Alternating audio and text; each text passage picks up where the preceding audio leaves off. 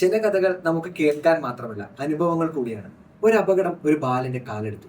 പക്ഷേ അവന്റെ ആത്മവിശ്വാസവും സ്വപ്നങ്ങളും ഒരിക്കലും തകർക്കാൻ അതിന് കഴിഞ്ഞില്ല. വീണ്ടെടുത്ത് നിന്ന് വീണ്ടും എഴുന്നേറ്റ് തന്റെ പരിമിതികളെ ശക്തിയാക്കി ഇന്ന് രാജ്യത്തിന്റെ അഭിമാനമായി മാറിയിട്ടാണ് ഇന്ത്യയുടെ ആംബ്യൂട്ടി ഫുട്ബോൾ ടീമിനെ ലോകവേദികളിലേക്ക് നയിക്കുന്ന നായകൻ, പ്രതിസന്ധികളെ പ്രചോദനമായി മാറ്റിയ മനുഷ്യൻ Vaishakh sir. Hi Vaishakh, welcome to the show.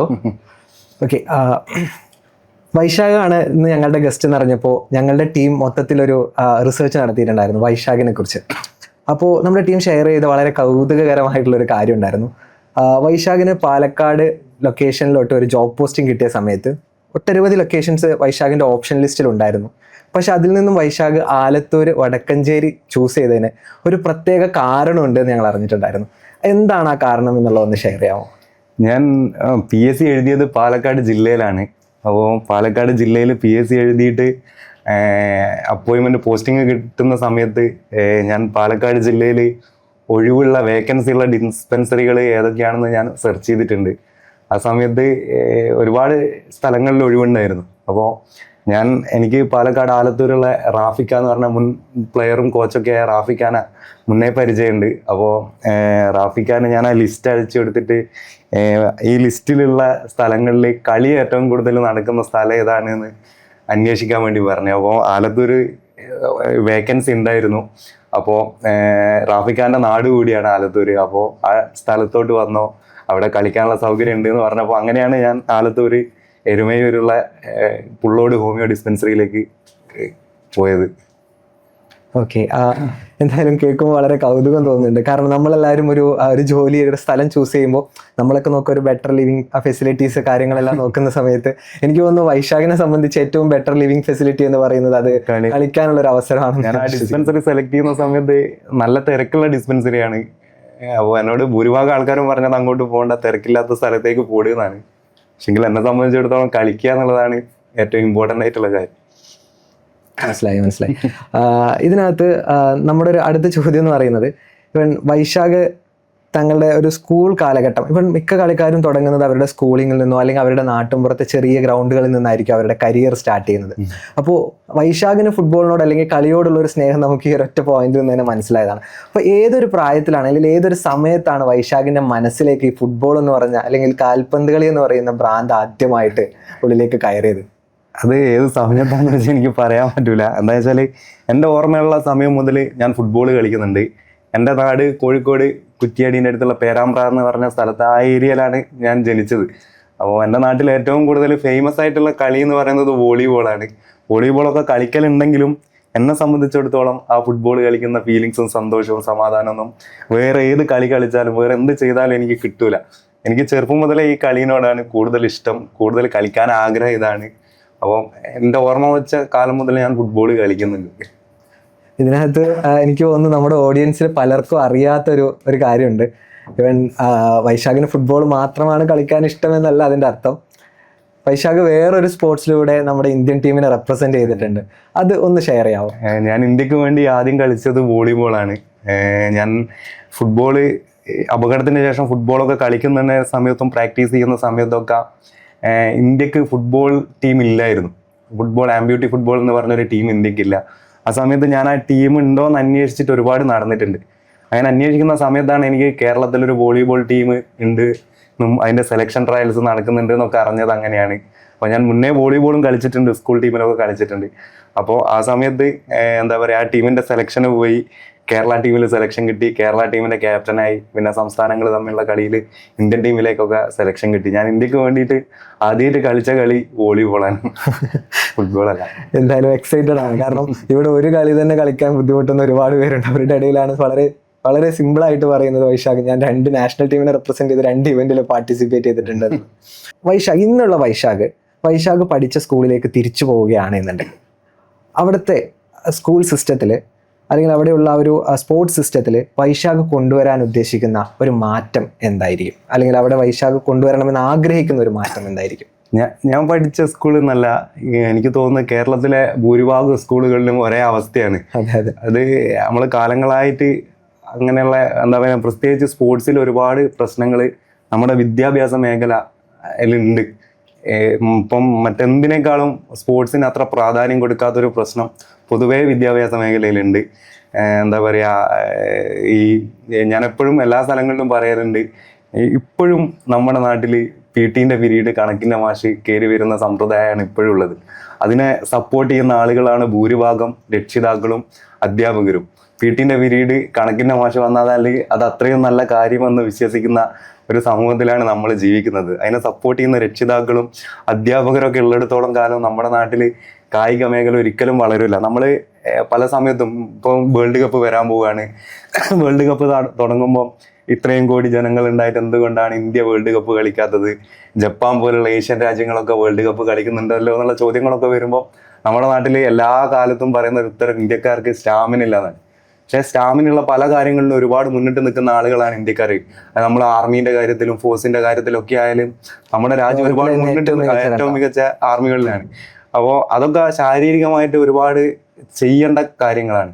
എന്നിട്ടും സ്പോർട്സിന് നമ്മൾ ഒരുപാട് പിറകിലായി പോകുന്നത് നമ്മുടെ നാട്ടിൽ ഗ്രാസ് റൂട്ട് ലെവലിൽ ചെറിയ കുട്ടികൾക്ക് ഏറ്റവും നല്ല ട്രെയിനിങ് കൊടുക്കാത്തത് കൊണ്ട് മാത്രമാണ് നമ്മുടെ കായിക മേഖല ഒരുപാട് പിറകിലായി പോകുന്നത്.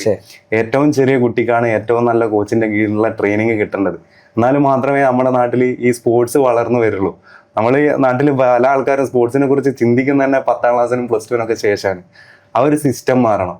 എന്താ പറയുക, ഞാൻ എപ്പോഴും പല സ്ഥലങ്ങളിലും പോയിട്ട് സംസാരിക്കുമ്പോൾ പറയലുണ്ട്, പഠിക്കാൻ ആഗ്രഹിക്കുന്ന ഒരു കുട്ടിക്ക് പുസ്തകം നിഷേധിക്കുന്നത് എത്രത്തോളം വലിയ തെറ്റാണോ അത്രത്തോളം വലിയ തെറ്റാണ് കളിക്കാൻ ആഗ്രഹിക്കുന്ന കുട്ടികൾക്ക് പന്തും മൈതാനമൊക്കെ നിഷേധിക്കുന്നത്. ഒരിക്കലും അങ്ങനെ ചെയ്യാതിരിക്കുക. അങ്ങനെ കളിക്കാൻ ആഗ്രഹിക്കുന്ന ആളുകളെ കളിയിലേക്കും അല്ലെങ്കിൽ പഠിക്കാൻ ആഗ്രഹിക്കുന്നവർ ആ മേഖലയിലേക്കും വിടാനുള്ളൊരു ധീരത ആദ്യം നമ്മുടെ രക്ഷിതാക്കളും അധ്യാപകരൊക്കെ നേടിയെടുക്കണം. ഇതിലും പഠനത്തിൽ മാത്രമല്ല, ഇതുപോലുള്ള സ്പോർട്സിലും അങ്ങനെയുള്ള മറ്റു കാര്യങ്ങളിലും ഒരുപാട് സ്കോപ്പുള്ള ഒരു കാലഘട്ടത്തിലാണ് നമ്മൾ ജീവിക്കുന്നത്. അപ്പോൾ അതിനുകൂടി പ്രാധാന്യം കൊടുത്താൽ മാത്രമേ ഇത് വളർന്നു വരുള്ളൂ. വൈശാഖിനെ കുറിച്ച് പറയുന്ന സമയത്ത് നമുക്ക് ഒരിക്കലും നമുക്ക് ഒഴിവാക്കാൻ പറ്റാത്തൊരു ഭാഗമാണ് വൈശാഖിൻ്റെ ജീവിതത്തിലുണ്ടായ ആ ഒരു ആക്സിഡൻറ്റ്. അതിനുശേഷം ആ പരിമിതികളെല്ലാം മറികടന്ന് വൈശാഖ് തിരിച്ചു വന്നത്. സോ ഇന്നത്തെ പാരൻസിന് പൊതുവെ എൻ്റെ കുട്ടിക്ക് ഇഞ്ചുറി ആകുമോ എന്ന് പേടിച്ചിട്ട് ഗ്രൗണ്ടിലേക്ക് വിടാത്ത ഒരുപാട് പാരൻസ് ഉണ്ട്. ഏത് ഫുട്ബോൾ മാത്രമല്ല, പല സ്പോർട്സ് ഇവൻറ്റുകളിലേക്കും കുട്ടികളെ വിടാത്ത ഒരു സിറ്റുവേഷൻ നമ്മൾ കാണാറുണ്ട്. അതുപോലെ തന്നെ ഈവൻ എന്തെങ്കിലും ചെറിയൊരു മൈനർ ഇഞ്ചുറി വരുമ്പോഴേക്കും തന്നെ കരിയർ ബാക്ക് ഔട്ട് ചെയ്യുന്ന കുട്ടികളെയും നമ്മൾ കാണാറുണ്ട്. സോ എനിക്ക് തോന്നുന്നു ഇവർക്ക് ഏറ്റവും നല്ലൊരു മോട്ടിവേഷൻ കൊടുക്കാൻ കഴിയുക, അല്ലെങ്കിൽ അവർക്ക് ഏറ്റവും നല്ലൊരു ഉപദേശം കൊടുക്കാൻ കഴിയുക വൈശാഖിനാണ്. അപ്പം എന്തായിരിക്കും വൈശാഖിന് അവർക്ക് കൊടുക്കാനുള്ള ഒരു ഉപദേശം? നമ്മുടെയൊക്കെ നാട്ടിൽ ഇപ്പം രക്ഷിതാക്കളായാലും അല്ലെങ്കിൽ കളിക്കുന്ന ആളുകളായാലും കളിച്ച് ഒരുപാട് കാലം കളിച്ചതിന് ശേഷം ഇഞ്ചുറി വരുമ്പോൾ കളി നിർത്തുന്ന ആളുകളുണ്ട്. ഇഞ്ചുറി പ്രധാനപ്പെട്ട ഒരു വില്ലനായിട്ടാണ് നമ്മുടെ നാട്ടിൽ പലരും കാണുന്നത്. എന്താ വെച്ചാൽ ഞാൻ എപ്പോഴും പറയുന്നത്, ഇപ്പം എന്നെ സംബന്ധിച്ചിടത്തോളം എനിക്ക് 8ാം ക്ലാസ്സിൽ പഠിക്കുന്ന സമയത്ത് ഒരു ഫുട്ബോൾ ടീമിൻ്റെ സെലക്ഷന് പോകുമ്പോൾ അപകടം പറ്റിയിട്ടാണ് എൻ്റെ കാല് മുറിച്ച് കളഞ്ഞത്. എൻ്റെ ഇടത് കാലിനും ഒരുപാട് പരിക്കുകൾ പറ്റിയിട്ടുണ്ട്. പ്ലാസ്റ്റിക് സർജറി ചെയ്തിട്ടുണ്ട്, കമ്പി ഇട്ടിട്ടുണ്ട്. എന്നെ ചികിത്സിച്ച ഡോക്ടർമാർ എന്നോട് പറഞ്ഞത് ജീവിതത്തിൽ ഒരിക്കലും ഒരു ബെൽറ്റിൻ്റെ സഹായം ഇല്ലാണ്ട് നിൽക്കാനോ നടക്കാനോ പറ്റില്ല എന്നാണ് എന്നോട് എൻ്റെ ഡോക്ടർമാർ പറഞ്ഞത്. പക്ഷേ എന്നെ സംബന്ധിച്ചിടത്തോളം അത് ഭയങ്കര ബുദ്ധിമുട്ടുള്ള കാര്യമാണ്. ഒരു കാല് മുറിച്ച് ഉള്ള കാലിന് ബെൽറ്റ് കൂടി ഇടണം എന്ന് പറയുമ്പോൾ ഞാൻ അന്ന് തന്നെ ഹോസ്പിറ്റലിൽ നിന്ന് ഡിസ്ചാർജ് ആയിട്ട് കോഴിക്കോട് മെഡിക്കൽ കോളേജിലെ ഫിസിയോതെറാപ്പി സെൻറ്ററിൽ ഒരു 8 മാസത്തോളം അവിടെ താമസിച്ചിട്ട് ഫിസിയോതെറാപ്പി ചെയ്തിട്ടാണ് എൻ്റെ കാലിൻ്റെ പവർ തിരിച്ചു കിട്ടുകയൊക്കെ ചെയ്തത്. ഇടത് കാലിന് ഒരുപാട് പ്രശ്നങ്ങളുണ്ടായിരുന്നു. കാല് മടക്കാനോ നിർത്താനോ പറ്റാത്ത അവസ്ഥയിലൊക്കെ ആയിരുന്നു ആദ്യം. അതൊക്കെ ഓവർകം ചെയ്തത് ഫിസിയോതെറാപ്പി ഒക്കെ ചെയ്ത് ഞാൻ അതിനു വേണ്ടി ഒരുപാട് സമയം ഇൻവെസ്റ്റ് ചെയ്തിട്ടുണ്ട്. എനിക്കിപ്പോഴും പറയാനുള്ളത്, നമ്മുടെ നാട്ടിൽ പരിക്കുകൾ പറ്റുമ്പോൾ അല്ലെങ്കിൽ അങ്ങനെയുള്ള ബുദ്ധിമുട്ടുകൾ പറ്റുമ്പോൾ അതിനൊരിക്കലും ഭയക്കാതിരിക്കുക. ഞാൻ എപ്പോഴും വിശ്വസിക്കുന്നത് ലോകത്തിലെ ഏറ്റവും വലിയ വൈകല്യം എന്ന് പറയുന്നത് ഭയമാണ് ലോകത്തിലെ ഏറ്റവും വലിയ വൈകല്യം. നമ്മുടെ നാട്ടിൽ 2 തരം ആൾക്കാരാണുള്ളത്. ഒന്ന് പരിക്ക് പറ്റിയാൽ ആ ഉള്ള പരിക്ക് വെച്ചിട്ട് കളിക്കും, ആ പരിക്കിനെ മൈൻഡ് ചെയ്യാണ്ട് കളിക്കാൻ ശ്രമിക്കുന്ന ആൾക്കാരുണ്ട്. അങ്ങനെ ശ്രമിക്കുന്ന ആൾക്കാർക്ക് അധികകാലം കളിക്കാൻ പറ്റൂല. ആ പരിക്ക് കൂടി വന്ന് പിന്നെ കളിക്കാൻ പറ്റാത്ത അവസ്ഥയിലാവും. ചില ആൾക്കാരുടെ പ്രശ്നം എന്താണെന്ന് വെച്ചാൽ ആ പരിക്കിനെ പേടിച്ചിട്ട് ഒരിക്കലും കളിക്കാണ്ടിരിക്കും. ഈ 2 ടൈപ്പ് ആൾക്കാരാണ് നമ്മുടെ നാട്ടിൽ കൂടുതലായിട്ടുള്ളത്. അത് രണ്ടും ചെയ്യാതിരിക്കണം. ഞാൻ എപ്പോഴും പറയുന്നത്, പരിക്ക് പറ്റിയ പരിക്കിനെ ആദ്യം ബഹുമാനിക്കാൻ പഠിക്കണം.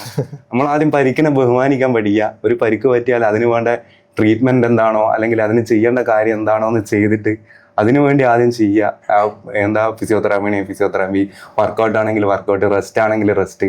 എന്താണോ ആ പരിക്ക് മാറാൻ വേണ്ടി ചെയ്യേണ്ടത് അത് ആദ്യം ചെയ്യുക. അത് പൂർണ്ണമായിട്ട് മാറിയതിന് ശേഷം വീണ്ടും ഗ്രൗണ്ടിലേക്ക് ഇറങ്ങുക.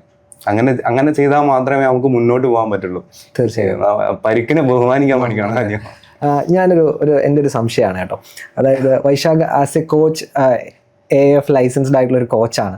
സോ നമ്മുടെ നിലവിലുള്ള അക്കാഡമികളിലും ഇൻസ്റ്റിറ്റ്യൂട്ടുകളിലും എല്ലാം നമ്മൾ കണ്ടുവരുന്നത് ഗ്രാസ് റൂട്ട് ലെവലിൽ ട്രെയിനിങ് കൊടുക്കുന്ന അവിടെയൊന്നും ഫിസിയോതെറാപ്പി എന്ന് പറയുന്നത് ഒരു പരിക്ക് പറ്റിയതിന് ശേഷം എടുക്കേണ്ട ഒരു ട്രീറ്റ്മെന്റ് ആണ് എന്നുള്ളൊരു തോട്ടുണ്ട്. അപ്പോൾ ഞാൻ വിശ്വസിക്കുന്നത് ഫിസിയോതെറാപ്പി എന്ന് പറയുന്നത് ഒരു അസസ്മെന്റ് അല്ലെങ്കിൽ കുറച്ചുകൂടെ കുട്ടികൾക്ക് പരിക്കിന് ഏർലി സ്റ്റേജിൽ ഐഡന്റിഫൈ ചെയ്ത് വർക്കൗട്ട് ചെയ്യാനും, അതുപോലെ തന്നെ ന്യൂട്രീഷനെ കുറിച്ച് പറയുകയാണെങ്കിൽ സ്പോർട്സിൽ വളരെ ഇമ്പോർട്ടൻ്റ് ആയിട്ടുള്ള ഒരു മേഖലയാണ്. പക്ഷേ ഇതെല്ലാം പല സ്ഥലങ്ങളിലും വിട്ടുപോകുന്നതായിട്ട് നമ്മൾ ശ്രദ്ധിച്ചിട്ടുണ്ട്. ഈ മനഃപൂർവ്വമുള്ള ഈ ഒഴിവാക്കലുകൾ നമ്മുടെ കുട്ടികളുടെ ഭാവിയെ ബാധിക്കുന്നുണ്ടോ? അതായത് നമ്മൾ ഫിറ്റ്നസ് ഇല്ല, കുട്ടികൾക്ക് അതില്ല എന്നൊക്കെ പറയുമ്പോഴും ഈ കൊടുക്കേണ്ട ഫെസിലിറ്റീസ് എല്ലാം നമ്മൾ മാറ്റി നിർത്തുന്നതിൽ നമ്മൾ തെറ്റുകാരല്ലേ എന്നുള്ളൊരു ചോദ്യമാണ്. ഉണ്ട്. നമ്മൾ എപ്പോഴും ഫുട്ബോൾ പോലെയൊക്കെയുള്ള ഒരു സ്പോർട്സിൽ ഒരുപാട് എന്താ പറയുക ഹാർഡായിട്ട് കളിക്കുന്നതാണ്. അപ്പോൾ നമ്മൾ പരിക്ക് പറ്റാണ്ട് നിൽക്കാൻ വേണ്ടിയിട്ടുള്ള വർക്കൗട്ടുകളും കാര്യങ്ങളൊക്കെ ചെയ്യണം. അതുപോലെ നമ്മൾ കഴിക്കുന്ന ഭക്ഷണങ്ങൾ, അങ്ങനെയുള്ള കാര്യങ്ങളൊക്കെ നമ്മൾ നല്ലോണം ശ്രദ്ധിക്കേണ്ടതാണ്. പല അക്കാദമികളിലും ഇതൊന്നും ചെയ്യാൻ പറ്റാത്തത് അതിനുള്ള ഫെസിലിറ്റികൾ ഇല്ലാത്തൊരു പ്രശ്നമുണ്ട്. ഇപ്പം ചെറിയ അക്കാദമികൾ, ചെറിയ ഫീസ് വാങ്ങിയൊക്കെ നടത്തുന്ന അക്കാദമികളിൽ നമുക്കിപ്പോൾ എന്താ പറയുക ഒരു ന്യൂട്രീഷനിസ്റ്റിനോ അല്ലെങ്കിൽ അങ്ങനെയുള്ള കാര്യങ്ങളും ചെയ്യാനുള്ള ആ ലെവലിലേക്ക് നമ്മൾ വളരുന്നില്ല. ഈ സ്പോർട്സിൽ ഇൻവെസ്റ്റ്മെന്റ് ചെയ്യുന്ന ആളുകൾ കുറവാണ്. അങ്ങനെ ഒരു പ്രശ്നമുണ്ട്. ഇത് നമ്മൾ എന്തൊക്കെ പറഞ്ഞാലും പൈസ എന്നുള്ളത് അല്ലെങ്കിൽ ഒരു വലിയൊരു കാര്യമാണ്. അതെങ്ങനെ വളരുന്നതിനനുസരിച്ചിട്ട് ഈ ഫെസിലിറ്റീസിലൊക്കെ കൂട്ടാനൊക്കെ പറ്റും. ശരിക്ക് കൃത്യമായിട്ട് പറയുകയാണെങ്കിൽ നമ്മൾ കളിക്കുന്ന ഒരാൾ അയാളുടെ ശരീരം എങ്ങനെ മെയിൻറ്റെയിൻ ചെയ്യാന്നുള്ളത് വലിയൊരു കാര്യമാണ്. അത് ഇഞ്ചുറി പറ്റുന്നതിൻ്റെ മുന്നേ ഇഞ്ചുറി വരാതിരിക്കാനുള്ള കാര്യങ്ങൾ, സ്ട്രെച്ചിങ്, അതുപോലെ അതിൻ്റെ ന്യൂട്രീഷൻസ്, വെള്ളം കുടിക്കുന്ന കാര്യങ്ങളൊക്കെ നമ്മൾ ചെയ്യണം. നമ്മളിപ്പം ക്രിസ്ത്യാനോ റൊണാൾഡോനെയും മെസ്സിനെയും അല്ലെങ്കിൽ അങ്ങനെയുള്ള കളിക്കാരെ കാണുമ്പോൾ അവർ കളിക്കുന്നത് മാത്രമേ നമ്മൾ കാണുന്നുള്ളൂ. അതിൻ്റെ പിറകിൽ ഓരെടുക്കുന്ന എഫേർട്ട് എന്തൊക്കെയാണ് എന്നുള്ളത് നമ്മൾ ശ്രദ്ധിക്കുക പോലുമില്ല. ഇപ്പോൾ അവർ അത്രയും ഹാർഡ് വർക്ക് ചെയ്യുന്നുണ്ട്, അവരുടെ ഭക്ഷണ കാര്യത്തിൽ ഒരുപാട് ശ്രദ്ധിക്കുന്നുണ്ട്. അവരിഷ്ടപ്പെട്ട പല ഭക്ഷണങ്ങളും കഴിക്കാണ്ടൊക്കെ നിന്നിട്ടാണ് അവരവരുടെ ബോഡി മെയിൻറ്റെയിൻ ചെയ്യുന്നത്. അപ്പോൾ അങ്ങനെയുള്ള കാര്യങ്ങൾ ചെയ്യുന്നതാണ് ഏറ്റവും ബെറ്റർ. പരിക്ക് പറ്റാണ്ട് നിൽക്കാനുള്ള കാര്യങ്ങൾ ആദ്യം ചെയ്യുന്നത് നന്നാവും. നമ്മുടെ ഈ ഒരു പോഡ്കാസ്റ്റിന്റെ നെയിം ചെയ്തേക്ക് നമ്മൾ ദ ലോങ് ഗെയിം എന്നാണ്. അപ്പോൾ ആ പേര് നമ്മൾ എടുക്കാനുള്ള ഒരു കാരണം എന്ന് പറയുന്നത് സ്പോർട്സ് എന്ന് പറയുന്നത് എപ്പോഴും ഒരു ഷോർട്ട് ടേം സക്സസ് അല്ലല്ലോ, ഒരു ലോങ് ടേം പ്രോസസ്സാണ്, അല്ലെങ്കിൽ ഒരു ലോങ് ഗെയിമാണ്. അപ്പോൾ ഈ സ്പോർട്സിനകത്തോട്ട് വരുമ്പോൾ പല പാരൻസിനും അല്ലെങ്കിൽ പല കോച്ചസ് വരെ ഒരു ഷോർട്ട് ടേം ഒരു വിൻ അല്ലെങ്കിൽ ഒരു മാച്ച് വിജയിക്കുക അല്ലെങ്കിൽ പെട്ടെന്ന് തന്നെ സക്സസ്സിലേക്ക് എത്തുക, ഇന്ന ഏജിൽ തന്നെ ഒരു 15 വയസ്സാകുമ്പോഴേക്കും ഏതെങ്കിലും ടീമിൽ എത്തിപ്പെടുക, അങ്ങനെ ഒരു ചിന്താഗതി നമ്മുടെ സൊസൈറ്റിയിലുണ്ട്. അപ്പോൾ എൻ്റെ അറിവിൽ വൈശാഖ് എന്ന് പറയുന്നത് ഒരു വലിയ അപകടം കഴിഞ്ഞ് ജീവിതത്തിലേക്ക് തിരിച്ചു വരാൻ ഒരു ലോങ് ഗെയിം തന്നെ ജീവിതത്തിലും ഫീൽഡിലും കാഴ്ചവെച്ച ഒരാളാണ്. അപ്പോൾ ആ ലോങ് ഗെയിം എന്ന് പറഞ്ഞ പെർസ്പെക്റ്റീവിനെ എങ്ങനെയാണ് വൈശാഖ് നോക്കി കാണുന്നത്? ഫുട്ബോൾ അല്ലെങ്കിൽ ഫുട്ബോൾ എന്ന് പറഞ്ഞൊരു കളി അങ്ങനെ തന്നെയാണ്. നമ്മൾ 1-2 ദിവസം കൊണ്ട് അല്ലെങ്കിൽ 3-4 വർഷങ്ങൾ കൊണ്ടൊന്നും നമുക്ക് നമ്മൾ വിചാരിക്കുന്ന പോലെയുള്ള ലക്ഷ്യങ്ങളിൽ എത്താനൊന്നും പറ്റൂല. ഒരുപാട് കോമ്പറ്റീഷൻ ഉണ്ട്. പിന്നെ നമ്മൾ ഒരുപാട് ഹാർഡ് വർക്ക് ചെയ്ത് അതിനുവേണ്ടി ഒരുപാട് തയ്യാറെടുപ്പുകൾ നടത്തിയാൽ മാത്രമേ നമ്മൾ വിചാരിക്കുന്ന ലക്ഷ്യത്തിലേക്ക് എത്തുള്ളൂ. അതിനുവേണ്ടി നമ്മൾ ഒരുപാട് സ്ട്രഗിൾ ചെയ്യണം. ഒരുപാട് കാര്യങ്ങൾ നമ്മൾ വിട്ടുവീഴ്ചയൊക്കെ ചെയ്യേണ്ടി വരും. ചിലപ്പോൾ നമുക്കറിയാം, അപ്പം ഭൂരിഭാഗം ആൾക്കാർ ഒരു സെലക്ഷൻ ട്രയൽസിന് പോയിട്ട് ആ ട്രയൽസ് കിട്ടാണ്ടാകുമ്പോൾ പിന്നെ ട്രയൽസിന് പോകാത്ത ആളുകൾ, അല്ലെങ്കിൽ നമ്മുടെ നാട്ടിൽ ഭൂരിഭാഗം കാണുന്നത് 1-2 ട്രയൽസിന് പോയിട്ട് അത് കിട്ടാണ്ടാകുമ്പോൾ സെലക്ടർമാരെ കുറ്റം പറയും, കുറേ പൈസ വാങ്ങിയിട്ടാണ്, അങ്ങനെയാണ് ഇങ്ങനെയാണ് എന്നൊക്കെ പറഞ്ഞിട്ടൊക്കെ പിന്നെ ഒരിക്കലും ട്രയൽസിന് പോകാണ്ട് നിൽക്കുന്ന ആൾക്കാരുണ്ട്. ഒരുപാട് ടാലൻ്റ് ഉള്ള ആൾക്കാർ. ഒരിക്കലും അങ്ങനെയൊന്നും ചെയ്യാതിരിക്കുക. നമ്മൾ ഒരു കാര്യത്തിന് വേണ്ടി നമ്മൾ ശ്രമിച്ചാൽ എത്ര തവണ ശ്രമിച്ചു എന്നുള്ളതല്ല, അത് കിട്ടുന്നത് വരെ നമ്മൾ ശ്രമിച്ചോ എന്നുള്ളതാണ് കാര്യം. അതിനുവേണ്ടി നമുക്ക് ചിലപ്പം വർഷങ്ങളോളം ടൈം എടുക്കും. പക്ഷെങ്കിൽ അത് വിടാണ്ട് അതിൻ്റെ പിറകെ നിൽക്കുക എന്നുള്ളതാണ്. ഭൂരിഭാഗം ആൾക്കാർക്കും രക്ഷിതാക്കൾക്കൊക്കെ പെട്ടെന്ന് റിസൾട്ട് വേണം എന്നുള്ളൊരു ചിന്തയാണ്. പക്ഷെ അതൊന്നും ഈ ഫുട്ബോൾ എന്ന് പറഞ്ഞ ഗെയിമിൽ അതൊന്നും ഒരിക്കലും നമുക്ക് പറ്റാത്ത കാര്യമാണ്. നമ്മൾ ഒരുപാട് കാലത്തെ പ്രാക്ടീസും പ്രയത്നവും ഒക്കെ ഉണ്ടെങ്കിൽ മാത്രമേ നമ്മൾ ആ ഗെയിമിൽ സക്സസ് ആവുള്ളൂ. വൈശാഖിന് ഈ അപകടം സംഭവിച്ച സമയത്ത് വൈശാഖ് ശരിക്കും ഈ ജീവിതത്തിലേക്ക് തിരിച്ചു വരുന്നൊരു സമയം ഉണ്ടായിരുന്നല്ലോ.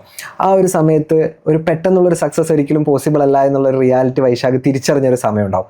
എങ്ങനെയായിരുന്നു ചുറ്റുവട്ടം അല്ലെങ്കിൽ വൈശാഖിൻ്റെ അറ്റ്മോസ്ഫിയർ, അതായത് പാരൻസ് ആയിക്കോട്ടെ, ടീച്ചേഴ്സ് ആയിക്കോട്ടെ, ഫ്രണ്ട്സ് ആയിക്കോട്ടെ, അവരെല്ലാം ഇതിനെ അക്സെപ്റ്റ് ചെയ്ത രീതി എങ്ങനെയായിരുന്നു? വൈശാഖ് എങ്ങനെയാണ് സ്വയം ഇതിലേക്ക് എത്തിയെന്നുള്ളൊരു എന്നെ സംബന്ധിച്ചിടത്തോളം എനിക്ക് അപകടം പറ്റിയ സമയത്ത് എനിക്ക് ഏറ്റവും വലിയ സങ്കടം, എൻ്റെ ഏറ്റവും വലിയ ആഗ്രഹം എന്ന് പറയുന്നത് ഒന്നെങ്കിൽ ഒരു ഫുട്ബോൾ കളിക്കാരനാവണം, ഇല്ലെങ്കിൽ ഒരു മിലിറ്ററിക്കാരനാവണം എന്നുള്ളതാണ്.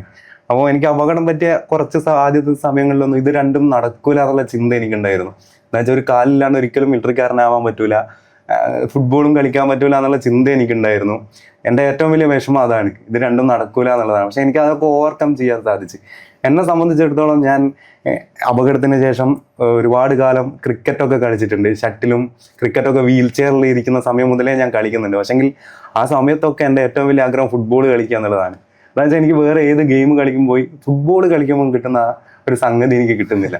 ഞാൻ നാട്ടിലുള്ള പല സ്ഥലങ്ങളിലും വീൽ ചെയറിലൊക്കെ ഇരുന്നിട്ട് കളി കാണാനൊക്കെ പോകുമ്പോൾ ഞാൻ എപ്പോഴും വിചാരിക്കും എന്തെങ്കിലും ഒരിക്കൽ ഒരു ബൂട്ടൊക്കെ കെട്ടിയിട്ട് ഗ്രൗണ്ടിൽ ഇങ്ങനെ ഒരു പ്ലെയറായിട്ട് ഇറങ്ങി നിൽക്കാനെങ്കിലും സാധിച്ചിനെങ്കിൽ എന്നൊക്കെ ആഗ്രഹിച്ച നിമിഷങ്ങളൊക്കെ എൻ്റെ ജീവിതത്തിൽ ഒരുപാട് ഉണ്ടായിട്ടുണ്ട്. പിന്നെ ഒരുപാട് കാലത്തിന് ശേഷം എൻ്റെ അനിയൻ ഫുട്ബോൾ പ്ലെയറാണ്. അപ്പോൾ അനിയൻ കളിക്കുന്ന ബോൾ എടുത്തിട്ട് ഷെയ്ഡിനും കോണിനും ഒക്കെ പകരം കുപ്പിയും ചെരുപ്പൊക്കെ വെച്ചിട്ട് എൻ്റെ വീട്ടിൻ്റെ മുറ്റത്തുനിന്ന് അതിൻ്റെ ഇടയ്ക്ക് കൂടി തട്ടി പ്രാക്ടീസൊക്കെ ചെയ്തതിന് ശേഷമാണ് ഞാൻ എൻ്റെ നാട്ടിലുള്ള ഗ്രൗണ്ടിൽ രണ്ടാമത് കളിക്കാൻ ഇറങ്ങുന്നത്. എൻ്റെ ഏറ്റവും വലിയ വിജയം എന്ന് വെച്ചാൽ അന്ന് തൊട്ട് ഇന്ന് വരെ എൻ്റെ സുഹൃത്തുക്കൾ എന്നെ നോർമലായിട്ടുള്ള ഒരാളെ പോലെ കണ്ടിട്ടാണ് എന്നെ കളിക്കാൻ കൊണ്ടുവന്നത്. എന്താ ഞാൻ ഇപ്പം പറയും, എനിക്കൊരു പരിഗണനയും തരാത്തതാണ്, അവരെനിക്കൊരു പരിഗണനയും തരാത്തതാണ് എൻ്റെ ജീവിതത്തിലെ ഏറ്റവും വലിയ വിജയം. എന്തെങ്കിലും പരിഗണന തന്നിരുന്നെങ്കിൽ ഞാൻ പിന്നീട് ഒരിക്കലും ആ ഗ്രൗണ്ടിലേക്ക് കളിക്കാൻ വേണ്ടി പോകില്ല. പരിഗണിക്കപ്പെടുക എന്ന് പറയുന്നത് അത്ര സുഖമുള്ള കാര്യമല്ല എന്നാണ് ഞാൻ വിശ്വസിക്കുന്നത്. അപ്പോൾ ഞാൻ കളിക്കുന്നതും ഞാനിങ്ങനെ എത്തിയതൊക്കെ എന്താണെന്ന് വെച്ചാൽ എന്നെ സംബന്ധിച്ചിടത്തോളം ഫുട്ബോൾ കളിക്കാണ്ട് നിൽക്കുക എന്ന് പറയുന്നത് ഭയങ്കര ബുദ്ധിമുട്ടുള്ള കാര്യമാണ്. ഞാൻ കളിക്കുന്ന സമയത്ത് ഞാനിങ്ങനെ ഇന്ത്യൻ ടീമിലെത്തും, അന്നേരം ഇന്ത്യൻ ടീം പോലും ഇല്ല, ഇന്ത്യൻ ടീമിലെത്തുന്നു അല്ലെങ്കിൽ നോർമൽ ഫുട്ബോളിൽ ഇതുപോലെയുള്ള ആൾക്കാരോട് കളിക്കാൻ ഇന്ന ക്ലബ്ബിൽ കളിക്കാൻ പറ്റുന്നൊന്നും വിചാരിച്ചിട്ടല്ല ഞാൻ കളിക്കുന്നത്. എന്നെ സംബന്ധിച്ചിടത്തോളം ഫുട്ബോൾ കളിക്കുക എന്നുള്ളത് നമ്മൾ ഭക്ഷണം കഴിക്കും പോലെ എൻ്റെ ജീവിതത്തിൽ എനിക്ക് ഞാനാണ് ഫുട്ബോൾ കളി എന്ന് പറയുന്നത്. എനിക്കതില്ലാണ്ട് പറ്റൂല. അതുകൊണ്ട് ഞാൻ അതിന് വേണ്ടിയിട്ട് മാക്സിമം എന്നെ കൊണ്ട് പറ്റുന്ന അത്രയും ഞാൻ അതിൽ എഫേർട്ട് ഇട്ടിട്ടുണ്ട്. ഞാൻ കൂടുതലും കളിക്കുന്നത് നോർമലായിട്ടുള്ള സാധാരണ ആൾക്കാരുടെ കൂടെയാണ്. അപ്പോൾ ഞാൻ ഓരോട് കൂടെ കളിച്ചെത്തണമെങ്കിൽ ഞാൻ ഓരോ ചെയ്യുന്നതിലും കൂടുതൽ പ്രാക്ടീസ് ചെയ്യണം. അപ്പോൾ എന്നെ സംബന്ധിച്ചിടത്തോളം ആൾക്കാർ ചെയ്യാൻ മടിക്കുന്ന കാര്യങ്ങൾ ചെയ്യുക എന്നുള്ളതാണ് എൻ്റെ ഏറ്റവും കൂടുതൽ ഇൻട്രസ്റ്റ്. ഞാനിങ്ങനെ സ്റ്റിക്കൊക്കെ എടുത്തിട്ട് കളിക്കാൻ പോകുമ്പോൾ എൻ്റെ നാട്ടിലുള്ള പല ആൾക്കാരും എന്നോട് പറഞ്ഞിട്ടുണ്ട്, എന്തിനാണ് ഇങ്ങനെ കാലൊക്കെ പോയിട്ട് ഇങ്ങനെ കളിക്കാൻ പോകുന്നത്, ഡിസേബിൾഡ് ആയതുകൊണ്ട് കുറച്ച് പഠിച്ചാൽ പെട്ടെന്നൊരു ജോലിയൊക്കെ കിട്ടൂലേ, റിസർവേഷനൊക്കെ ഇല്ലേ, കളിക്കാൻ പോകണമെന്നൊക്കെ ചോദിച്ച ഒരുപാട് ആൾക്കാരുണ്ട്. അതൊക്കെ നോർമലായിട്ടുള്ള ചിന്തയാണ്. കല്യാണം ഒരു പഠിക്കുക, ഒരു ജോലി കിട്ടുക, കല്യാണം കഴിക്കുക, കുട്ടികളാവുക എന്നൊക്കെ ഉള്ളത് ഒരു നോർമൽ ചിന്തയാണ്. പക്ഷേ നമ്മളെ സംബന്ധിച്ചിടത്തോളം ഈ കളിയാണ് മറ്റെന്തിനേക്കാളും സെൽഫ് ആക്ച്വലൈസേഷൻ കണ്ടെത്താൻ പറ്റുന്നത്. തീർച്ചയായും ശരിക്കും പരിമിതികൾ ഒരു തടസ്സമല്ല എന്നുള്ളതാണ് വൈശാഖ് പറഞ്ഞു വെക്കുന്നത്. ഞാൻ പരിക്ക് പറ്റി കിടക്കുന്ന സമയത്തും ഹോസ്പിറ്റലിലുള്ള സമയത്ത് മാത്രമാണ് ഞാനിങ്ങനെ ഒറ്റപ്പെട്ടു പോയത്. ഞാൻ ഹോസ്പിറ്റലിൽ നിന്ന് ഡിസ്ചാർജ് ആയിട്ട് വീട്ടിലുള്ള അന്ന് മുതൽ ഇന്ന് വരെ എൻ്റെ സുഹൃത്തുക്കൾ, ഞാൻ ചെറുപ്പം മുതലേ കളിച്ചു വളർന്ന എൻ്റെ നാട്ടിലുള്ള ഫാൽക്കൺസ് കുട്ടോത്ത് എന്ന് പറയുന്ന ക്ലബിലുള്ള എൻ്റെ സുഹൃത്തുക്കൾ എൻ്റെ അടുത്ത് ഫുൾ ടൈം ഉണ്ട്. അവരൊക്കെ സ്കൂളിൽ പോകുന്ന സമയത്ത് സ്കൂളിൽ പോയി 4 മണിക്ക് വീട്ടിൽ തിരിച്ചെത്തിയാൽ നേരെ എൻ്റെ വീട്ടിലേക്കാണ് വരിക. എന്നിട്ട് അവരുടെ വീട്ടിലേക്ക് 8 മണിക്ക് 9 മണിക്കൊക്കെയാണ് തിരിച്ചു പോവുക. അത്രയും സമയം ഞങ്ങൾ എൻ്റെ വീട്ടിലിരുന്നിട്ട് കിടക്കുന്ന സമയം മുതൽ ചെസ്സ്, ക്യാരം ബോർഡ് അതുപോലുള്ള കളികൾ കളിച്ച്, വീൽ ചെയറിൽ ഇരിക്കുന്ന സമയത്ത് വീൽ ചെയറിൽ ഇരുന്നിട്ട് ക്രിക്കറ്റ്, ഷട്ടിൽ അതുപോലുള്ള കളികളൊക്കെ കളിച്ച് ഏത് സമയത്തും ഞാൻ കളിച്ചുകൊണ്ട് നിന്നിട്ടുണ്ട്. വൈശാഖിനെ സപ്പോർട്ട് ചെയ്യാൻ ഒരുപാട് സുഹൃത്തുക്കൾ ഉണ്ടായിരുന്നു. അതാണ് എൻ്റെ ജീവിതത്തിൽ വലിയൊരു വിജയം അതാണ്. അതേപോലെ ഞാനിങ്ങനെ കളിക്കുമ്പോഴൊന്നും എൻ്റെ വീട്ടുകാർ ഇതുവരെ അത് ചെയ്യണ്ട ഇത് ചെയ്യണ്ടെന്നൊന്നും ഇതുവരെ പറഞ്ഞിട്ടില്ല. അതൊക്കെ എൻ്റെ ജീവിതത്തിലെ വലിയ വിജയമായിട്ട് അല്ലെങ്കിൽ വലിയ ഭാഗ്യമായിട്ട് ഞാൻ കാണുകയാണ്. അപ്പോൾ എന്താ പറയുക, എനിക്ക് എപ്പോഴും കളിക്കുക അല്ലെങ്കിൽ അഡ്വഞ്ചറായിട്ടുള്ള കാര്യങ്ങൾ ചെയ്യുക എന്നുള്ളതാണ് എൻ്റെ മനസ്സിൽ എപ്പോഴും ഉള്ള കാര്യം. ഇപ്പോഴും ഞാൻ ഫുട്ബോൾ കളിക്കുമ്പോൾ തന്നെ ഇഷ്ടപ്പെടുന്ന കാര്യമാണ് അഡ്വഞ്ചറായിട്ടുള്ള ട്രാവലിങ്, ട്രെക്കിങ്, അതുപോലെയുള്ള ലോങ് ആയിട്ടുള്ള യാത്രകൾ, സ്കൂബ ഡൈവിങ്, പാരാഗ്ലൈഡ്, അങ്ങനെയുള്ള കാര്യങ്ങളൊക്കെയാണ് എനിക്ക് കൂടുതൽ ഇഷ്ടം. ഞാൻ ചിലപ്പോൾ ഫുട്ബോൾ കളിച്ചിട്ടില്ലെങ്കിൽ എന്തെങ്കിലും അഡ്വഞ്ചറായിട്ടുള്ള എന്തെങ്കിലും ആക്ടിവിറ്റിയിലേക്കായിരിക്കും പോയിട്ടുണ്ടാവുക. ഇപ്പോഴും ഞാൻ ചെയ്യുന്നതും ഫുട്ബോൾ പോലെ തന്നെ ഇഷ്ടപ്പെടുകയും ചെയ്യുന്ന സാധനങ്ങൾ ഇതൊക്കെയാണ്. നമ്മൾ വൈശാഖിന്റെ ഫുട്ബോൾ കളി എന്ന് പറയുമ്പോൾ നമുക്ക് അതിപ്പോഴും ഒരു അഡ്വഞ്ചർ ആണ്. ഇവൻ എനിക്ക് തോന്നുന്നു വൈശാഖ് ഇതിനു മുമ്പ് ഒരു പോഡ്കാസ്റ്റിൽ എവിടെയോ സംസാരിക്കുന്നതായിട്ട് ഞാൻ ശ്രദ്ധിച്ചായിരുന്നു. ഇവൻ തുടക്ക കാലഘട്ടങ്ങളിൽ കയ്യിന് വരെ ഇഞ്ചുറി ഉണ്ടാകുന്ന ഒരു സാഹചര്യം ഉണ്ടായിരുന്നു ഇവൻ ആ സ്റ്റിക്ക് ഉപയോഗിച്ച് കളിക്കുന്ന സമയത്ത് എന്നുള്ളത്. അപ്പോൾ ആ ഒരു സംഭവം എങ്ങനെയാണ് ആ ഒരു റിക്കവറി പോയിന്റിലേക്ക് എത്തിയത്? അതായത് ഇതെനിക്ക് അഡ്ജസ്റ്റബിൾ ആവും, എൻ്റെ കയ്യിനും ഈ ഒരു എല്ലാവരും പറയുന്ന പോലെ കാലുകൊണ്ട് ഫുട്ബോൾ കളിക്കുന്നതിനേക്കാൾ കൂടുതൽ വൈശാഖ് കയ്യിന് ഇൻവോൾവ്മെന്റ് കൊണ്ടുവരുന്ന ഒരു താരമാണ്. അപ്പോൾ എങ്ങനെയായിരിക്കും ആ ഒരു സംഭവത്തെ ലൈഫിലേക്ക് അഡ്ജസ്റ്റ് ചെയ്തെടുത്തത്? ഞാൻ ആദ്യം ക്രച്ചസ് ഉപയോഗിച്ചിട്ടാണ് ഫുട്ബോൾ കളിച്ച് തുടങ്ങിയത്. ക്രച്ചസിന് ഷോൾഡറിൽ സപ്പോർട്ട് ഉണ്ടാവും, പക്ഷെങ്കിൽ അത് നമ്മൾ കളിക്കുന്ന സമയത്ത് അതിങ്ങനെ ഉരഞ്ഞിട്ട് നമ്മുടെ ശരീരത്തിലുള്ള തോലൊക്കെ പോകുന്ന ഒരു പ്രശ്നങ്ങളൊക്കെ ഉണ്ടായിരുന്നു. അതുപോലെ തന്നെ ഈ സ്ക്രച്ചസ് എടുത്ത് നിൽക്കുമ്പോൾ ഗ്രൗണ്ടിൽ വലിയൊരു സാധനം എടുത്ത് ഇങ്ങനെ നിൽക്കുന്ന ഫീലിംഗ് ഒക്കെ ഉണ്ടാവും ഓപ്പോസിറ്റ് കളിക്കാർക്ക്. അങ്ങനെ ഞാനിങ്ങനെ എങ്ങനെ ഇത് മാറ്റാമെന്നൊക്കെ ഒരുപാട് ചിന്തിച്ചപ്പോഴാണ് ഈ ആംസ് എൽബോ ക്രച്ചസ് എന്ന് പറയുന്ന ഈ ക്രച്ചസ് ഞാനൊരു ഷോപ്പിൽ കാണുന്നത്. അപ്പോൾ അങ്ങനെയാണ് ഞാൻ ഈ ക്രച്ചസിലേക്ക് മാറിയത്. ഇത് ചെറിയ ക്രച്ചസ് ആണ്. നമ്മൾ കൈക്ക് കൂടുതൽ ക്രച്ചസ് ഉപയോഗിക്കുന്നതിലും കൂടുതൽ പവർ കൈക്ക് വേണം എൽബോ ക്രച്ചസ് ഉപയോഗിക്കുമ്പോൾ. നിങ്ങൾ എപ്പോഴെങ്കിലും ഒന്ന് നടന്നു നോക്കി ഞങ്ങൾക്ക് അത് മനസ്സിലാവും. നമ്മുടെ ബോഡി വെയിറ്റ് മൊത്തം ഈ 2 കൈയിൽ മാത്രമായിട്ട് താങ്ങാൻ ശ്രമിക്കണം. ഞാനെപ്പോഴും സാധാരണ എല്ലാ ആൾക്കാരും കളിച്ച് കഴിഞ്ഞിട്ട് കാലാണ് വേദനയാവുക ചെയ്യുക. ഞാനെപ്പോഴും കളിച്ചു കഴിഞ്ഞാൽ എനിക്ക് ഏറ്റവും കൂടുതൽ ഞാൻ എഫേർട്ട് എടുത്തിട്ടുണ്ടാവുക കൈയും. എൻ്റെ ബോഡി മൊത്തം വെയിറ്റ് മൊത്തം ഞാൻ കൈമൽ താങ്ങിയിട്ടാണ് കളിക്കുന്നത്. ഞാനൊരു ഫ്രീ കിക്ക് എടുക്കുമ്പോൾ അല്ലെങ്കിൽ ഒരു പാസ് കൊടുക്കുമ്പോൾ ഒരു ഷൂട്ട് എടുക്കുമ്പോഴൊക്കെ എൻ്റെ വെയിറ്റ് മൊത്തം കൈമൽ താങ്ങിയതിന് ശേഷമാണ് കാലുകൊണ്ട് ആ കിക്കൊക്കെ എടുക്കാൻ വേണ്ടി ശ്രമിക്കുന്നത്. അപ്പോൾ കൈക്കാൻ കൂടുതൽ ഇഞ്ചുറികളൊക്കെ പറ്റൽ കൈക്കാണ്. അതേപോലെ തോല് പൊളിഞ്ഞു വന്ന പ്രശ്നങ്ങളൊക്കെ ഉണ്ടാവലുണ്ട്. അതാദ്യം നല്ല ബുദ്ധിമുട്ടായിരുന്നു. പിന്നെ നമ്മൾ അത് യൂസ് ചെയ്ത് തഴമ്പൊക്കെ വന്നതിന് ശേഷം ആണ് അത്ര പ്രശ്നമില്ലാണ്ടായത്. എപ്പോഴും കൈക്ക് കൂടുതൽ സ്ട്രെയിൻ ചെയ്യുന്നുണ്ട്. വൈശാഖ് ഇന്ന് ഇന്ത്യൻ ടീമിന്റെ ക്യാപ്റ്റൻ ആണ്, ഒരു AIF ലൈസൻസ്ഡ് കോച്ചാണ്. സോ ഒരു കോച്ച് എന്ന് പറയുമ്പോൾ എപ്പോഴും നെക്സ്റ്റ് ജനറേഷന് മുന്നിൽ കാണാൻ കഴിയുന്ന ഒരാളായിരിക്കുമല്ലോ. അപ്പോൾ ആസ് എ കോച്ച് ഇന്നത്തെ ഫ്യൂച്ചർ ഫുട്ബോളിനോട് അല്ലെങ്കിൽ വരാൻ പോകുന്ന നെക്സ്റ്റ് ജനറേഷൻ എങ്ങനെ ആയിരിക്കണം ഇന്ത്യൻ ഫുട്ബോളിൻ്റെ എന്നുള്ളത് വൈശാഖിന് ഒരു ആഗ്രഹമുണ്ടോ, അല്ലെങ്കിൽ അങ്ങനെ ഒരു സ്വപ്നം വൈശാഖിനുണ്ടോ? ഞാനിപ്പം കോച്ചാവാനുള്ള ഏറ്റവും പ്രധാനപ്പെട്ട കാരണം ഞാനൊരു സാധാരണ നാട്ടിൻ പുറത്ത് ജീവിച്ച് വളർന്ന ഒരാളാണ്.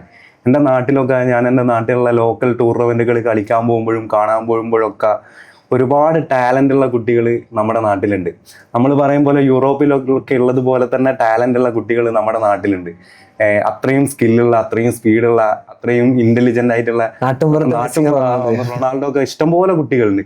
പക്ഷെങ്കിൽ അവരൊന്നും എവിടെ എത്താണ്ടായി പോവുകയാണ്. ഞാൻ നോക്കുമ്പോൾ പല ആളുകളും അത്രയും ടോപ്പ് ലെവലിൽ നാട്ടിൻപുറത്ത് കളിച്ച ഭൂരിഭാഗം ആൾക്കാരും നാട്ടിലുള്ള മൈതാനങ്ങളിൽ തന്നെ കളി അവസാനിപ്പിക്കുന്ന ആളുകളാണ് ഭൂരിഭാഗം ആൾക്കാരും.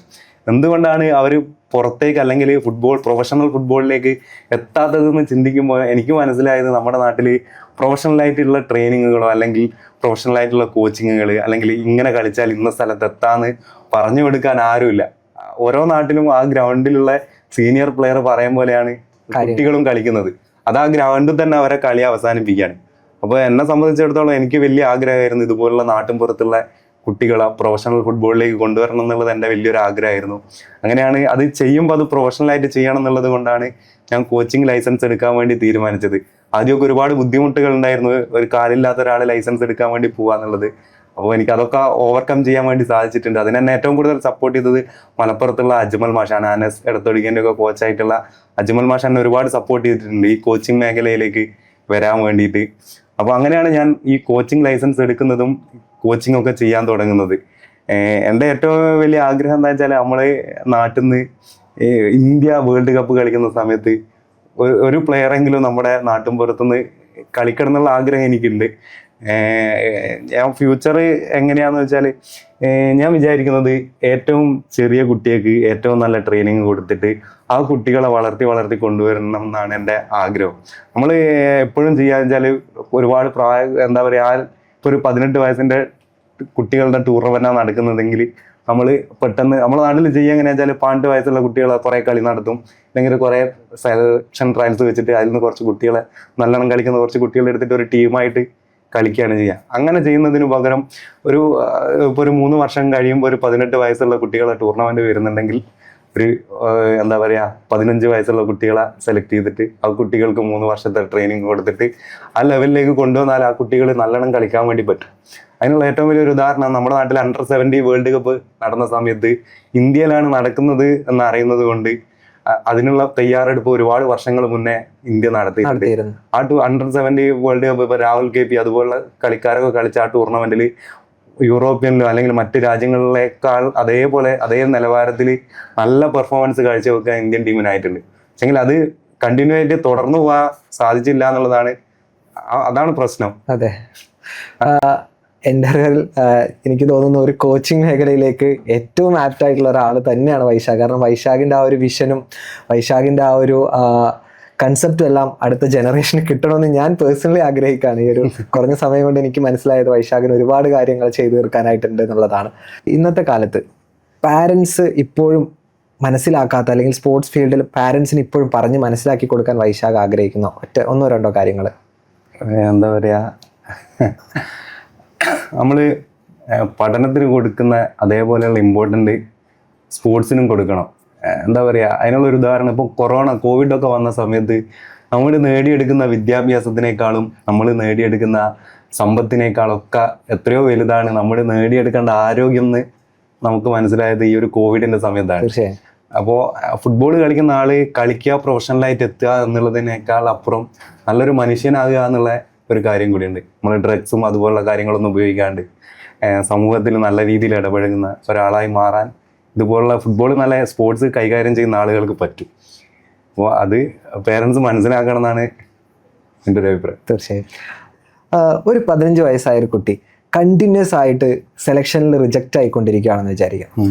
അപ്പോൾ ബാക്ക് ഔട്ട് ചെയ്യുക അല്ലെങ്കിൽ ക്വിറ്റ് ചെയ്യുക എന്നുള്ള ഒരു പെർസ്പെക്റ്റീവിലാണ് ആ കുട്ടി നിൽക്കുന്നതെന്നുണ്ടെങ്കിൽ, അങ്ങനെ ഒരു കുട്ടിയെ വൈശാഖിന്റെ മുന്നിൽ കിട്ടുകയാണെങ്കിൽ എന്തായിരിക്കും ആളോട് പറയാനുണ്ടാവുക? ഒരിക്കലും തോറ്റു കൊടുക്കരുത്.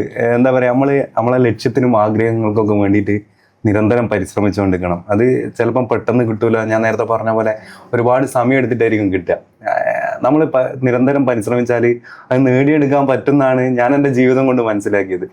ഞാൻ വേണമെങ്കിൽ നമ്മൾ എവറസ്റ്റ് കീഴടക്കിയ ഹിലാരി എന്ന് പറയുന്ന ആള് ഒരുപാട് തവണ എവറസ്റ്റ് കീഴടക്കാൻ ശ്രമിച്ചിട്ട് പരാജയപ്പെട്ടിട്ട് നിൽക്കുമ്പോൾ പത്രപ്രവർത്തകർ മൂപ്പരോട് ചോദിച്ചൊരു ചോദ്യം, എന്താ പറയുക, ഈ ഇത്രയും തവണ ഒരുപാട് ആൾക്കാർ പരിശ്രമിച്ച് പരാജയപ്പെട്ട സാധനമാണ് എവറസ്റ്റ് കീഴടക്കുക എന്ന് പറയുന്നത്.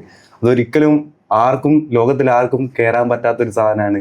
അപ്പോൾ നിങ്ങൾ എന്തിനാണ് ഇങ്ങനെ വീണ്ടും വീണ്ടും പരിശ്രമിച്ച് പരാജയപ്പെട്ടിട്ട് ഇങ്ങനെ പരാജയനായി നിൽക്കുന്നത് എന്താണെന്ന് ചോദിച്ചപ്പോൾ ഹിലാരി പറഞ്ഞൊരു ഡയലോഗ്, അയാളിങ്ങനെ ജസ്റ്റ് എവറസ്റ്റിന്റെ ഫോട്ടോ മേശയിൽ വന്നിങ്ങനെ എടുത്തിട്ട് അതിലേക്ക് നോക്കിയിട്ട് അയാൾ പറഞ്ഞത്, എവറസ്റ്റ് നിന്റെ വളർച്ച അവസാനിച്ചു, എനിക്ക് ഇനിയും വളരാൻ കഴിയുന്നതാണ്. എന്നതിന് ശേഷം ഹിലാരി എവറസ്റ്റ് കീഴടക്കി. എവറസ്റ്റ് ഒരാൾ കയറി കഴിഞ്ഞത് കാണിച്ചു കൊടുത്തതിന് ശേഷം ഇപ്പം എവറസ്റ്റ് ഒരുപാട് ആൾക്കാർ കീഴടക്കി.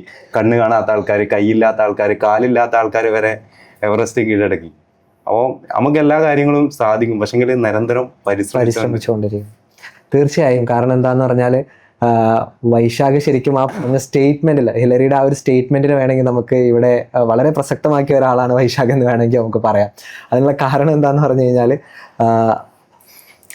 എവറസ്റ്റിന്റെ വളർച്ച അവസാനിച്ചു എന്ന് പറയുന്നത് പോലെ തന്നെ ഇവിടെ വൈശാഖ് ഇന്ത്യൻ ഫുട്ബോളിന്റെ അവസ്ഥ എന്താണെന്നുള്ളതിനെ കുറിച്ച് ചിന്തിച്ചിട്ടില്ല. അല്ലെങ്കിൽ വൈശാഖ് കളിച്ചു തുടങ്ങുന്ന സമയത്ത് വൈശാഖിന് ഒരു ഫുട്ബോൾ ടീം ഉണ്ടായിരുന്നില്ല എന്നുള്ളൊരു ഫാക്റ്റ് ആയിരുന്നു വൈശാഖ് പറഞ്ഞിരുന്നത്. പക്ഷെ വൈശാഖ് കളിച്ച് പ്രാക്ടീസ് ചെയ്ത് അതിലേക്ക് എത്തിയപ്പോഴേക്കും വൈശാഖിന് വേണ്ടി കളിക്കാൻ ഒരു ഇന്ത്യൻ ടീം ഉണ്ടായി. ആ ടീമിന്റെ നായകനായിട്ട് വൈശാഖ് വന്നു. അപ്പോൾ വൈശാഖിന്റെ വളർച്ച അവസാനിച്ചില്ല എന്നുള്ളതാണ്. വൈശാഖിന്റെ വളർച്ചയോടുകൂടി ഇന്ത്യൻ ഫുട്ബോൾ കൂടെ, ഇന്ത്യൻ ആംപ്യൂട്ടി ഫുട്ബോൾ കൂടെ വളർന്നു എന്നുള്ളതാണ്. അപ്പോൾ വളരെയേറെ സന്തോഷം ആ ഒരു കാര്യം അറിഞ്ഞതിലും ആ ഒരു സംഭവം കേട്ടതിലും എല്ലാം. നമ്മൾ എസ്പ എന്ന് പറഞ്ഞ അക്കാഡമി ഫോളോ ചെയ്യുന്ന ഒരു കൺസെപ്റ്റ് ഉണ്ട്. നമ്മൾ സക്സസ് എന്ന് പറയുന്നത് ഒരിക്കലും ഒരു വിൻ അല്ലെങ്കിൽ ഒരു ലോസിൽ അല്ലെങ്കിൽ അവസാനിക്കുന്ന ഒരു സംഭവം അല്ല എന്ന് വിശ്വസിക്കുന്ന ആളുകളാണ് ഞങ്ങൾ. അപ്പോൾ സക്സസ് എന്ന ഒരു വാക്കിന് ഒരു ഡെഫിനീഷൻ വൈശാഖിന്റെ പെർസ്പെക്റ്റീവിൽ കൊടുക്കാൻ പറയുകയാണ് എന്നുണ്ടെങ്കിൽ, മെഡലിനും ട്രോഫിക്കും എല്ലാം അപ്പുറം വൈശാഖ് എന്തായിരിക്കും അതിനൊരു മറുപടി കൊടുക്കുക? സക്സസ് ആവാന്ന് പറയുന്നത് എന്താ പറയാ, നമുക്ക് ആദ്യം നമുക്ക് നമ്മളെ നാട്ടിലുള്ള ആളുകൾക്കില്ലാത്തത് സ്വന്തമായിട്ട് ഒരു ആഗ്രഹമോ ലക്ഷ്യമൊന്നും നമ്മൾ ഉണ്ടാക്കിയെടുക്കാറില്ല. പല ആൾക്കാർക്കും ഇല്ല. ഭൂരിഭാഗം ആൾക്കാർ നമ്മൾ എന്തെങ്കിലും ഒരു സാധനത്തിന് വേണ്ടി ശ്രമിച്ച് 1-2 പ്രാവശ്യം പരാജയപ്പെടുമ്പോൾ ആ സാധനം മാറ്റി വെച്ചിട്ട് വേറെ എന്തിനെങ്കിലും വേണ്ടിയിട്ട് ശ്രമിക്കും. ഒരിക്കലും അങ്ങനെ ചെയ്യാതിരിക്കുക. ഞാൻ നേരത്തെ പറഞ്ഞ പോലെ ഒരു കാര്യത്തിന് വേണ്ടി നിരന്തരം പരിശ്രമിച്ചുകൊണ്ട് നിൽക്കുമ്പോഴാണ് നമുക്കത് നേടിയെടുക്കാൻ വേണ്ടി പറ്റുള്ളൂ. അങ്ങനെ ലേശം കഷ്ടപ്പെട്ട് നേടിയെടുക്കുന്ന കാര്യത്തിന് ഒരു ഹാപ്പിനെസ് ഉണ്ടാവുള്ളൂ. ഞാനതാണ് വിശ്വസിക്കുന്നത്. അപ്പോൾ സക്സസ് ആവുക എന്ന് പറയുന്നത് നമ്മൾ ഒരുപാട് പരാജയങ്ങൾ ഉണ്ടായതിനു ശേഷം അല്ലെങ്കിൽ അതിനെയൊക്കെ ഓവർകം ചെയ്ത് വരുന്നതാണ് സക്സസ്. അപ്പം നമ്മൾ എന്തെങ്കിലും ഒരു ആഗ്രഹം ഉണ്ടെങ്കിൽ ആ ആഗ്രഹത്തിന് വേണ്ടിയിട്ട് അത് കിട്ടുന്നത് വരെ നിരന്തരം പരിശ്രമിച്ചുകൊണ്ടിരിക്കുക. അങ്ങനെ ചെയ്യണം എന്നാണ് എൻ്റെ ഒരു. തീർച്ചയായും. അപ്പോൾ നമ്മുടെ ഇൻവിറ്റേഷൻ സ്വീകരിച്ച് ഇവിടെ വരെ വന്നതിന് വളരെയേറെ നന്ദി പറയുന്നത് ഞങ്ങളുടെ ടീമിന്റെ പാർട്ടായിട്ടും. നമുക്കൊരു ഇൻസ്പിറേഷൻ അല്ലെങ്കിൽ നമുക്ക് ഒരാളുടെ മുന്നിൽ കൊണ്ടുവയ്ക്കാൻ പറ്റിയ, അല്ലെങ്കിൽ നമുക്ക് ഒരു ഇന്നത്തെ യങ് അത്ലറ്റ്സിന്റെ മുന്നിൽ കാണിച്ചു കൊടുക്കാൻ പറ്റിയ ഒരു വ്യക്തി തന്നെയാണ് വൈശാഖ് എന്ന് പറയുന്നത്. സോ എനിക്ക് വേണമെങ്കിൽ വളരെ സിമ്പിൾ ആയിട്ട് തന്നെ പറയാം, വൈശാഖ് പറഞ്ഞ വാക്കുകൾ തന്നെ കടമെടുക്കുകയാണ്. ഒരു എവറസ്റ്റ് ആണ് നിങ്ങളുടെ മുന്നിൽ ഇരിക്കുന്നത്. കാരണം ഒരുപാട് പ്രതിസന്ധികളുടെ ഒരു മലയെ തന്നെ തോൽപ്പിച്ച് അല്ലെങ്കിൽ അതിനെ പരാജയപ്പെടുത്തിയ ഒരാളാണ് എൻ്റെ മുന്നിലിരിക്കുന്നത്. അപ്പോൾ വളരെയേറെ സന്തോഷം ഞങ്ങളുടെ ടീമിൻ്റെ ഈ ഒരു പോഡ്കാസ്റ്റിൻ്റെ ഭാഗമായതിന്. Thank you. ഒരുപാട് താങ്ക്സ്.